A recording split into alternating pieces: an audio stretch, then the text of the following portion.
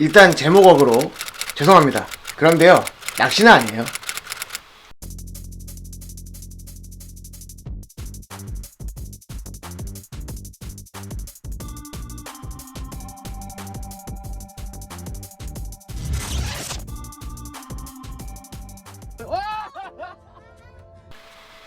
네, 안녕하세요. 노이비입니다.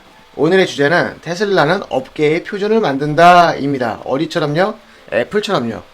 자, 애플, 네, 세계 최고의 기술 기업이자 시총으로도 전 세계 1위 기업인 회사죠. 이 회사는 업계의 표준을 만듭니다. 스마트폰 하나만 두고 한번 얘기해 볼까요? 제가 미리 걱정하는 건지는 모르겠습니다. 삼성의 갤럭시 정말 좋은 폰이죠. 여기서 말하는 제 걱정은 욕먹을 걱정입니다. 근데 어쨌든 간에 업계의 표준을 갤럭시가 만든다? 저는 이 말에 대해서는 절대 동의하지 못하겠습니다. 자, 이게 무슨 말이냐? 자, 보시죠. 굉장히 혁신적인 폰이죠. 특히 갤럭시 노트. 폰에 피랍이 감지되는 펜을 사용한다는 것. 2011년에 갤럭시 노트 1이 나왔죠. 한 10년이 지났어요. 지금 업계의 표준일런지? 글쎄요, 저는 모르겠어요. 폰에 피랍이 감지되는 펜이 정말 업계의 표준입니까?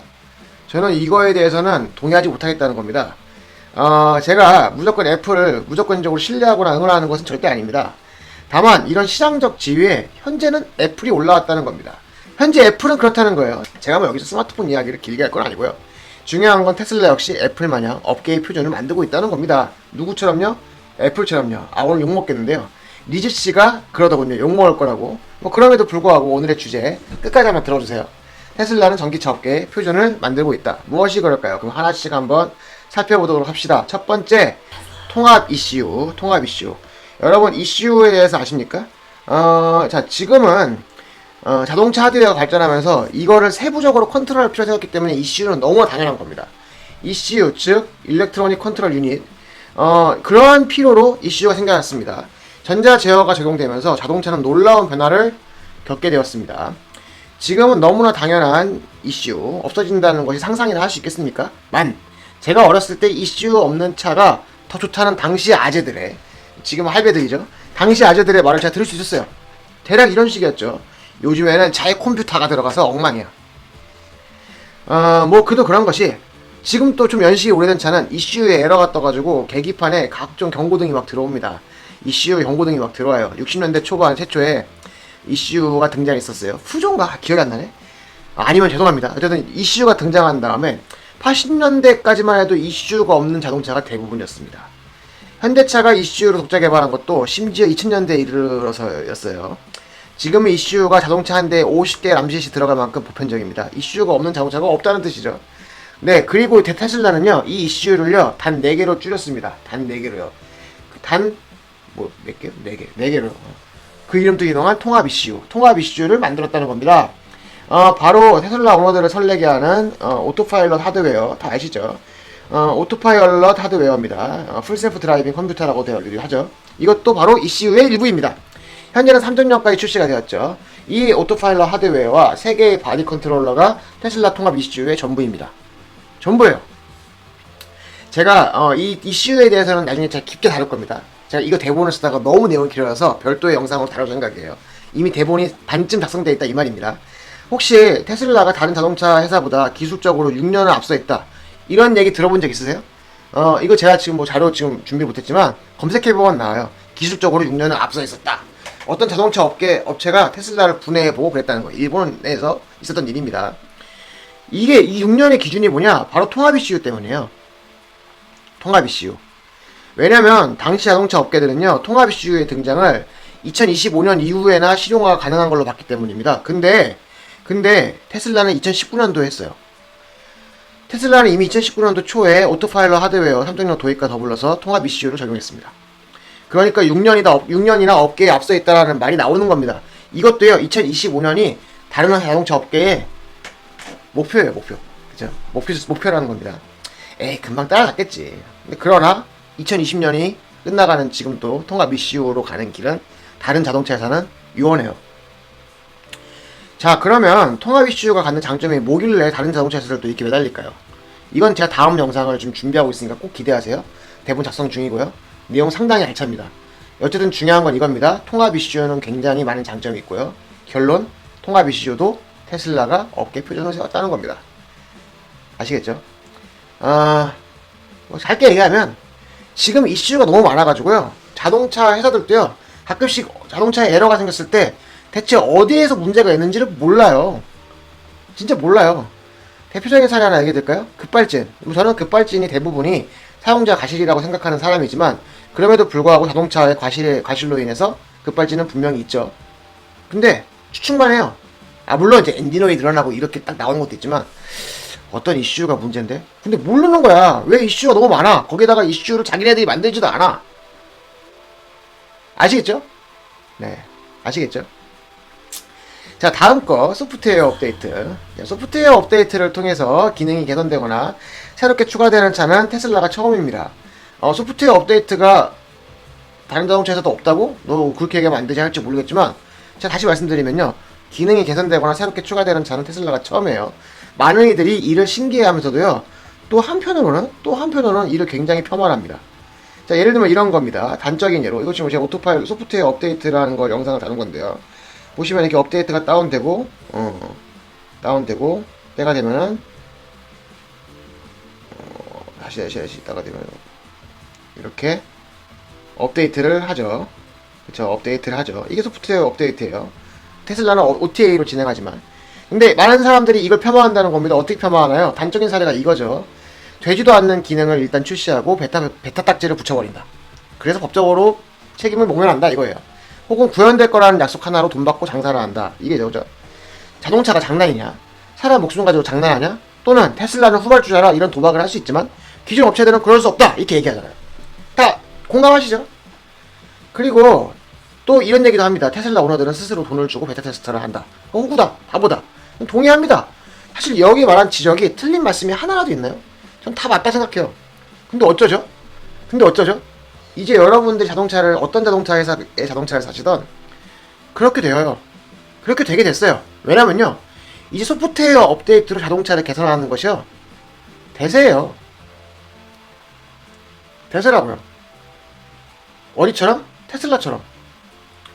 자, 폭스바겐이 ID3 판매를 시작했습니다. 얼마 전 폭스바겐의 CEO 헤르바르트 디스가 갑자기 뜬금없이 일론 머스크를 태우고 자기 자동차 ID3를 태웠죠. 참 일론도 대단해. 이거 왜 타 이걸 대체, 그죠? 이걸 왜 타? 이거 말이 돼? 생각이 없어. 근데 그 사람은 내가 봤을 때 일론에 대해 생각해보면은 그냥 일론은 궁금했던 거야. 다른 회사는 어떤 자동차를. 이게 참 대단한 사람이에요. 그쵸? 뭐 그래도 결과적으로 이게 또 일론의 매력 아닙니까? 화제가 되었죠. 근데 이 차는요, 지금 자신들이 약속했던 소프트웨어, 출시 전에 약속했던 소프트웨어 상의 기능을 빠진 상태로 지금 출시를 했어요. 그러니까 무슨 말이냐, 이 기능들이 없이 일단 출시한다고 합니다. 어떤 기능들이 빠졌을까요? 자, 볼까요? 자, 이거는 오토모티브 뉴스 유럽이라고 하는 곳인데요. 나름 힘들게 찾아왔어요. 자, 볼까요? 쭉 보면은, 자, 봅시다. 주요 기능이 없는 새 모델의 납품을 시작하는 것은 폭스바겐에게 사실상 들어본 적이 없는 일이었다. 이게 지금 무슨 말입니까? 이거예요. 자, 보세요. 폭스바겐은 9월에 ID3 유럽 배송을 시작할 예정이지만 골프 크기의 배터리 구동 패치팩은 처음에는 두 가지 주요 기능이 없다. 뭐야? 온라인 기능에 대한 액세스를 제공하는 앱 커넥트 기능이 없다. 또 애플 카플레이, 안드로이드 오토 및 폭스바겐 위 디지털 스토어 사용과 같은 기능이 없어야 된대요. 나중에 해준대요. 나중에. 언제요? 내년에 해준대. 내년에 직접 매장으로 와야 된대요. OTA도 아니에요. 자, 보세요. 디스플레이 뭐 이런 것도 빠졌다고 제가 읽어드렸죠. 내년 초에 이것을 개선한다. 직접 매장에 와서. 여러분 어떻게 생각하십니까? 이게 옳으냐 그르냐의 얘기를 하고 싶은 게 아닙니다. 그러니까 테슬라, 여러분 지적대로 그거예요. 왜 기능 만들어 놓지도 않고 파냐. 근데 자동차에게 소프트웨어가 차지하는 입지를 생각해보자는 겁니다. 그리고 현재 제대로 된 소프트웨어 중에서 업데이트가 약속되지 않고 판매하는 게 있나요? 지금 무슨 말이냐면 여러분들이 핸드폰, 스마트폰 앱을 구매를 하든 아니면은 갖가지 여러가지 게임을 구매를 하든 뭐 아니면 하다못해 마이크로소프트 오피스를 구매하든 업데이트가 약속되지 않고 판매하는 게 있습니까? 그러니까 당연히 차량용 소프트웨어도 업데이트가 되는 게 당연한 거예요. 그러니까 일론은 여기서 생각을 한 겁니다. 내가 일단 소프트웨어를 내놨지만 부족해. 근데 업데이트 해줄게. 결론이 뭐예요? 소프트웨어 업데이트. 자동차에 적용되는 거. 테슬라가 또 새로운 업계 표준을 세웠어요. 소프트웨어 업데이트가 나왔으니까 역시 자연스럽게 나올 주제는 뭡니까? 자율주행이죠. 여러분들. 폭스바겐 안쓰립니다. 소프트웨어 패치. 네. 아니 뭐 여러분들이 비난하던 테슬라가 하던 짓을 폭스바겐도 한다 이겁니다. 네.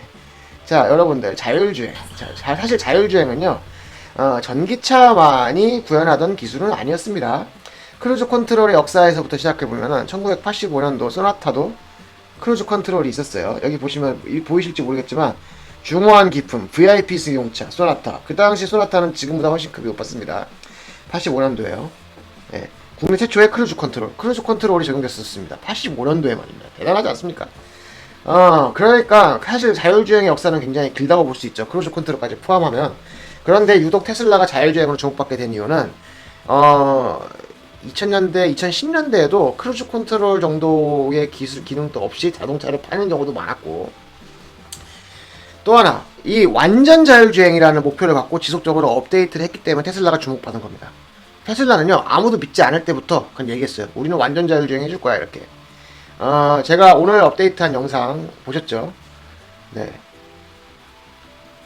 지금도 제가 지금 영상 찍고 있는 댓글이 있던데, 그래도 라이다가 있는 게 더 좋지 않냐 하는데, 아니야, 비싸라니까. 왜 그럼 다 달지? 라이다도 달고 무슨 뭐 투시경도 달고 적외선 카메라도 달고 야간 투시경도 달고 다 달지 왜?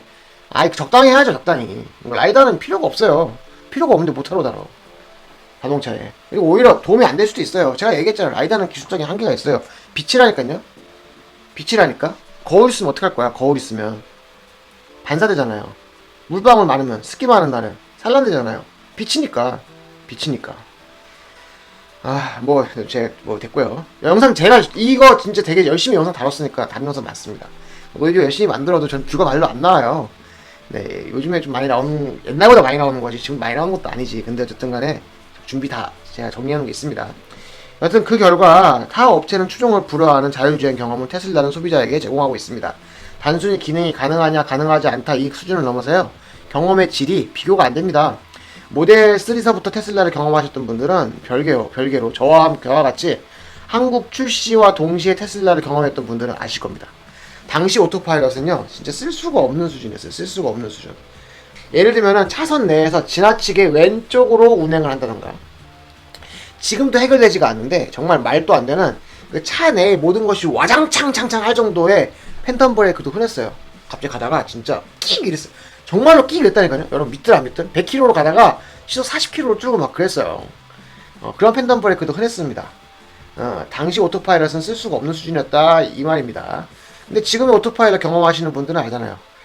너무 믿어져가지고 걱정이 될 정도잖아요. 때로는 내가 너무 차를 믿는 게 아닌가 이런 현타가 올 때가 있어요. 이게 가능한 이유가 뭡니까? 다시 돌고 돌아서 소프트웨어 업데이트잖아요. 다른 자동차에서는요, 자, 맵 데이터 같은 거 OTA는요, 현대자동차도 좀 하고 있습니다. 근데 향후 소프트웨어 업데이트로 자율주행이 개선된다고 약속한 자동차 회사가 있습니까? 없잖아요, 그죠? 있어요. 근데 뭐예요? 아까 얘기했다시피 폭스바겐 ID3요. 또 있어요. 루시드 에어도요, 일단 자율주행 하드웨어만 탑재하고 팔겠대요, 내년에.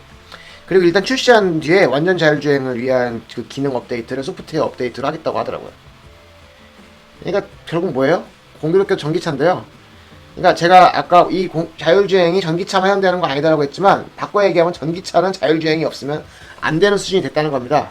그러니까 그렇잖아요. 테슬라 전기차를 경쟁에서 이기려면 어쩔 수 없는 선택 아니겠습니까? 역시 결론은 이겁니다. 자율주행, 테슬라가 또 업계 표준을 세웠다는 겁니다. 전기차에는 자율주행. 자, 다음 전기차 독자 플랫폼. 테슬라 역시 전기차 독자 플랫폼이 필요하다고 생각하지는 않았었습니다. 처음에는요. 처음 테슬라가 로드스터를 만들었을 때는요, 여기 이 로드스터 만들었을 때는요, 로터스의 앨리스를 기반으로 만들었어요. 다 아시죠? 이는 사실인데요. 이게 사실이에요. 앨리스 기반으로 만든 거. 근데 결과적으로 완전히 다 뜯어고쳤습니다. 이 책에 나와요. 아시겠죠? 관심 있으면 보시고요. 껍데기도 많이 다릅니다. 차의 길이나 크기가 완전 달라졌어요.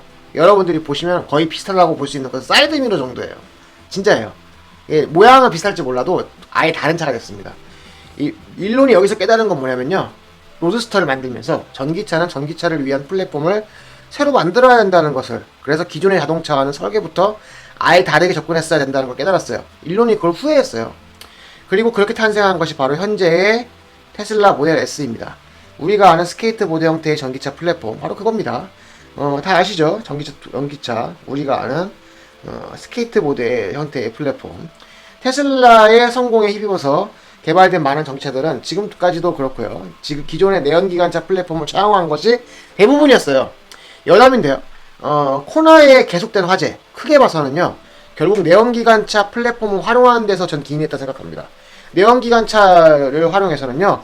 배터리 넣을 공간이 없어요. 배터리 넣을 공간이 없으니까 배터리를 우겨넣고 우겨넣어도 많은 배터리를 넣을 수 없으니까 배터리의 여유 공간, 실제 사용 여유 공간에 캐퍼시티를 별로 많이 두지 못한 거예요. 크게 보면은 결국 플랫폼을 안 만들어서 이런 일이 생긴 겁니다. 주행 가는 거리는 테슬라만큼 나와야 되니까. 이것도 역시 다음에 나와요. 자, 여튼 이제서야 자동차 회사들이 이러한 플랫폼 개발에 힘을 쓰고 있습니다. 폭스바겐의 MEB입니다. 그 다음에 현대자동차의 eGMP. 근데 디자인이 모두 테슬라 플랫폼하고 똑같아요. 뭐예요? 스케이트보드 형태죠. 네, 플랫폼 디자인도 결국 테슬라가 업계 표준을 세웠네요. 그쵸? 전기차 플랫폼은 스케이트보드 형태야, 이렇게. 그런데 테슬라는 이번 배터리 데이에서 또 새로운 플랫폼을 또 개발해버렸습니다. 이에 대한 설명은 저의 배터리 데이 완벽 분석 3부작 있죠. 아시죠? 배터리 데이 완벽 분석 3부작. 네, 여기서 자세하게 활용하실 수 있습니다. 지금 보시는 이 모양이 바로 새로운 플랫폼이죠. 저뭐 어떡하죠? 기존 자동차 회사는요, 격차가 굉장히 벌어져 가는 거예요. 이게 참. 기껏 수천억을 들여서 테슬라 따라서 플랫폼을 만들었어. 최소 5년은 우려먹어야 될 거 아니에요. 그쵸? 근데 이게 뭐예요? 테슬라가 갑자기 자기는 지난 10년 동안 이미 우려먹었다고 야박하게 새로운 걸 만들어버렸어요. 이렇게. 이게 뭐야. 나빴어. 일론형 나빴어. 자, 다음 차량 가격입니다. 네, 맞습니다. 전기차는 비싸요. 전기차 솔직히 비쌉니다. 그쵸? 전기차가 싸다고 할 수는 없습니다. 전기차는 비싸요. 자, 근데 가격은 굉장히 중요합니다. 특히 하이트림으로 갈수록 가격은 매우 중요한 구매 기준이 됩니다. 모델 S, 럭셔리카니까 1억 가까이 되고, X는 말할 것도 없죠. 근데 3는 아니란 말이에요. 테슬라도 역시 이게 문제라는 걸 잘 알고 있었습니다. 그래서 모델 3를 발표할 때 일론이 이렇게 얘기했습니다. 자, 보시죠. It'll be $35,000. 뭐예요? 가격은 당연히 35,000달러부터 시작한다. 자, 그로부터 모델 3가 나오기 전까지 출시했던 다른 자동차들은요, 신기하게도 모두 테슬라 모델 3가 나오기 전까지, 또는 지금도 마찬가지입니다.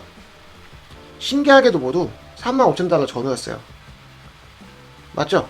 주행거리가 길던 짧던 세단이든 SUV든 간에 다 이 가격대 전후였다니까요.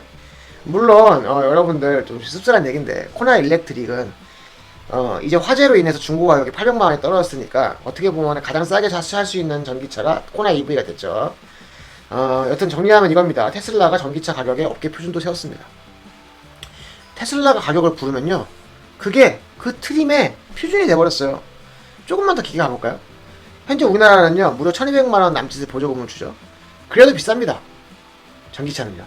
저는 한편으로는 말입니다. 다른 나라에서 전기차를 왜 사나 싶어요. 딴 얘기지만 일일이 알아보기도 좀 힘든 게, 전기차가 각국의 정책이 너무 달라서 판매량이 이 보조 정책 때문에 하늘과 땅을 왔다 갔다 하기도 해요. 때에 따라서 막 팔리다 갑자기 안 팔리게 하고 그렇죠. 여튼 이러한 정책들을 비교해서 테슬라는 각 트림별 가격을 매겨왔어요. 미국의 경우 연방 보조금이 끝나기 전까지 적절하게 가격을 매겼죠. 다시 말해서 보조금에 따라서 테슬라 가격도 오르게 되는 셈입니다. 보조금이 줄어들면 테슬라 가격이 오르는 거죠. 연방 보조금이 줄어들었으니까 테슬라 가격이 올라. 그럼 테슬라는 어떻게 하면 돼요? 가격을 내리면 되는 거예요. 이게 참 미치겠는 거예요. 그죠? 테슬라가 가격을 내리기 시작하는 거예요. 왜? 잘 팔려고. 현재 모델 3 엔트리 모델은 스탠다드 레인지 플러스였죠. 현재 가격, 미국 가격 알아볼까요? 자, 코나화제 사진을 늦게 보여드렸네요. 읽어볼게요. 지금 가격은 37,990달러예요. 전에는 39,990달러였다고요. 그러니까 무슨 말이에요? 2,000달러가 내려간 거예요. 경쟁사는요, 어떻게 해야 돼요? 가격을 내릴 수밖에 없죠. 왜? 후발주자 주제에 어떻게 모델 3보다 비싸게 받아. 모델 S의 경쟁자로 꼽히는 루시드예요. 네, 럭셔리 트림은 그냥 그렇다고 칩시다. 엔트리 가격을 봤는데요. 이거 코미디예요. 제가 이거에 대해 정리를 한 게 제 영상이었는데요. 엔트리 가격이 어떻게 됐냐면은 69,900달러. 물론 미국의 인센티브 적용을 했던 가격입니다. 인센티브 적용을 했던 가격이에요. 69,900달러. 그런데 그리고 나서 갑자기 어떻게 했어요? 갑자기 자, 일론 머스크가 트윗으로 모델 S 가격을 내려버렸어요. 69,420달러로. 그러니까 내려버렸어. 갑자기. 루시드가 가격을 공개하자마자 가격을 그냥 내려버렸어. 하루아침에 루시드는 모델 S보다 비싼 차가 됐습니다. 루시드 어떻게 해야 돼요? 만약에 안 팔리면 내려야겠죠, 가격을. 무슨 말이에요? 지금 전기자동차의 가격의 표준도요, 테슬라가 업계 표준을 세웠어요. 여섯 번째, 딜러가 없는 온라인 판매. 미리 밝혀두면요, 저는 이 딜러가 없는 테슬라 판매 방법을 좋아하진 않아요. 저도 딜러한테 가서 우산도 받고 싶고요, 따뜻한 차라도 한 잔 마시고 싶습니다. 근데 이제는 점점 힘들어질 것 같아요. 왜냐면요, 이건 많은 분들이 공감하지 않을 수 있으니까 빨리 넘어갈게요. 확실히 테슬라 이후로요, 많은 자동차 회사들이 온라인을 통한 차량 판매 비중을 늘리고 있습니다. 특히 이러한 변화는 의외로 이런 데서 유연한 대한민국과는 달리 미국에서는요, 자동차 딜러라는 막강한 파워와 연관된 것이라서 굉장히 큰 사건이고, 이것 때문에 소송도 많이 합니다. 동의하지 않으셔도 됩니다. 이에 대해서는 예전에 제가 클리앙에다가 자세하게 저의 생각을 정리한 적이 있어요. 자, 네, 42,455 자세하게 제가 정리한 적이 있습니다. 그리고 132개의 댓글들과 함께 공감도 136명이고 욕도 많이 먹었습니다. 언제 한번 관심 있으시면 보셔도 되고요. 제목은 포르쉐도 미국에서 온라인 판매를 시작했다. 대박 사건인 이유. 뭐 이런 거예요. 확실한 것은 테슬라를 기점으로 확실히 딜러와 딜러사의 힘이 전과 달라졌습니다. 특히 전기차로 시작하는 신생업체라면 더더욱 딜러를 이용할 필요가 없어요. 자, 볼까? 아무리 럭셔리급 회사라도 딜러 운영 안 한다는 거예요. 루시드도요, 쇼룸만 만들었죠. 지금 인터넷으로 예약 받고 있잖아요. 여튼 이 정도는 얘기할 수 있지 않을까요? 테슬라가 새로운 자동차 판매 기준도 만들었다. 아직 뭐 표준이다라고 할 수 없고 난 기준을 만들었죠. 일곱 번째, 초대형 터치스크린. 초대형 터치스크린으로 차의 대부분의 기능을 조작을 하는 것에 대해서 안전이다, 뭐다, 뭐 원가 절감이다, 얼마나 말이 많습니까? 이건 긴 얘기는 제가 안 할게요. 메르세데스 벤츠 S클래스 나왔으면 끝이지 뭘. S클래스의 실내 디자인이요, 이래요. 지금 대형 터치스크린 디스플레이에 도입했어요. 물론 아래 물리 버튼이 약간 있긴 하지만 더 이상 무슨 말이 필요합니까? 테슬라 이후로 많은 자동차 회사의 컨셉카들도요, 이제 대형 터치스크린으로 도배하기 시작했어요. 아시죠? 차량 인터페이스도 물리 버튼에서 터치 디스플레이로 바뀌기 시작했습니다. 따지고 보면 물리 버튼이 더 안전하냐 아니냐의 논쟁은 이제 정말 시대착오적인 생각이에요. 여러분, 정말이에요. 결국은 터치로도 물리 버튼에 맞게 걸맞는 편의성과 안정성을 확보하게끔 자동차 회사가 어떻게 UI를 디자인하느냐가 바람직한 논의 방안이죠. 예를 들면 테슬라는요, 터치스크린이지만 공조기 같은 경우는 하단에 위치를 정확하게 박아놨잖아요. 이런 것도 하나의 노력이죠. 완벽하다고 할 수 없을지 몰라도. 그러니까 어떻게 UI를 디자인하는가가 더 바람직한 논의 방향이지, 이제 여러분들 터치스크린을 사용하냐, 물리버튼이 이거는요, 사실은 이제 고루한 논쟁이에요. 결론이 뭐예요? 차량 인터페이스가 물리버튼에서 대형 터치스크린으로 대전환한 것. 테슬라가 또 어깨의 표준을 만들었죠. 주행거리입니다. 최소 320km 내외의 주행거리. 테슬라죠. 어떻게 생각하십니까? 사실 여러 기술적인 문제로 전기차는 주행거리에 한계가 있다는 것이 한때의 정설이었습니다. 테슬라가 나오기 전에는요. 근데요, 전기차가 실생활에서 일반차를 대체할 만큼 보급되려면요, 당연히 주행거리는 길어야 되죠. 그죠? 그에 대한 최소거리가 어느 정도인지에 대해서는 나름의 철학적인 고민이 있어야겠죠. 철학적인까지는 좀 그럴지 몰라도. 예를 들어서 스마트폰은요, 최소한 일상생활에서는 어느 정도 버텨야겠죠? 16시간은 버텨야 됩니다. 16시간은요. 하드하게 작동하지 않는 한 잠자는 시간 외의 동안은 버텨줘야죠. 그쵸? 전기차도 그래요. 우리가 연속으로 운전을 하더라도요, 4시간 동안 운전하면 30분은 쉬어야 됩니다. 이건 안전도 그렇고 건강을 위해서도 당연한 거예요. 그러니까 4시간 정도 운전하는 것은 최소한 보장해야 된다는 겁니다. 역으로. 왜냐면요, 그것보다 자주 충전을 해야 되거나 자주 기름을 넣어야 된다면 그거 번거롭게 짝이 없는 일이잖아요. 테슬라는 그래서 정속 주행할 때 최소 320km 내외의 주행 가능 거리가 가능하도록 설계를 했습니다. 대략 시속 80km로 정속 주행을 했을 때의 경우 얘기하는 거예요. 물론 이 경우는 최소 거리의 트리밍 경우입니다. 바로 스탠다드 레인지라는 경우예요. 아시겠죠? 롱레인지는 이것보다 당연히 길지. 스탠다드 레인지는 4시간 정도 운전해서 다시 충전할 수 있게끔의 거리는 보장돼야 된다. 이게 바로 테슬라가 생각했던 나름 철학적인 주행거리의 최소 수치였다는 겁니다. 테슬라 역시 기술 발달로 스탠다드 레인지 트림 판매하지 않죠. 지금 현재 판매하는 모델 3 엔트리 트림은 모델 스탠다드 레인지 플러스니까요. 그러니까 사실은 320km 정도가 스탠다드고 그 이상은 플러스죠. 그 이상은 롱레인지고, 그쵸? 그러니까 현재 다른 전기차의 주행 가는 거리랑 비교해 볼까요? 자, 아이오닉 일렉트릭 보면요, 원래 190km 정도였어요. 지금은 200km 좀 후반대까지 됐다고 하는데, 저는 이것도 좀 불안해. 별로 판매가 안 돼서 그렇지, 어떻게 차의 플랫폼을 안 바꿨는데 그렇게 효율을 높였을까 하면 저는 좀 코나 걱정이. 그냥 된다는 겁니다. 이건 추측이에요. 오해하지 마세요. 아이오닉 불 안 납니다. 아시겠죠? 근데 추측이에요. 근데 니로 EVR 주행 가는 거리 보세요. 니로 EV 보면은 딱 테슬라예요. 아이오닉 일렉트릭 초창기 모델은 테슬라가 대중화되기 전에 주행 가는 거리였죠. 테슬라가 대중화되기 전과 후의 전기차 주행 거리가 달라졌다는 겁니다. 요즘 시중에서 200km 언더의 풀사이즈 전기차 판매하지 않죠. 사실 코나도 그래서 작은 차에 억지로 배터리 우겨놓고 배터리 여유 공간 만들다가 그만 이게 네. 요즘 BMS 업데이트 받고 주행 가는 거리 짧아졌다고 하더라고요. 어쩔 수 없습니다. 왜냐면 지금 이러한 화제가요, 다 주행 가는 거리 늘리려고 하다 보니까 이런 일이 생긴 거예요. 배터리를 늘리면 되는데요, 배터리가 비싸요. 그러니까 원가도 올라가니까 또 차도 무거워져. 주행 가는 거리가 오히려 짧아져요. 차가 무거워지니까 충전이 많이 돼도. 그러니까 결과적으로 배터리가 작은데 과충전이 가능하게끔 캐퍼시티를 줄여놓은 거야. 화제가 나는 게 아닌가. 자, 이게 노이비 생각은 아니고요, 그렇게 주장하는 사람들이 있습니다. 아니 뭐 국토부가 LG 탓이라니까 LG 탓이겠지 뭐. 네, 어쨌든 코나님들 힘내십시오. 자, 좋습니다. 지금까지 정리한 노이비의 분석 어땠습니까? 생각보다 영상이 길어졌는데요, 긴 영상 시청해주셔서 감사합니다. 노이비는 이렇게 생각합니다. 테슬라는 그래서 업계의 표준을 만들고 있다. 누구처럼요? 바로 애플처럼요. 감사합니다. 이상 노이비였습니다. 끝!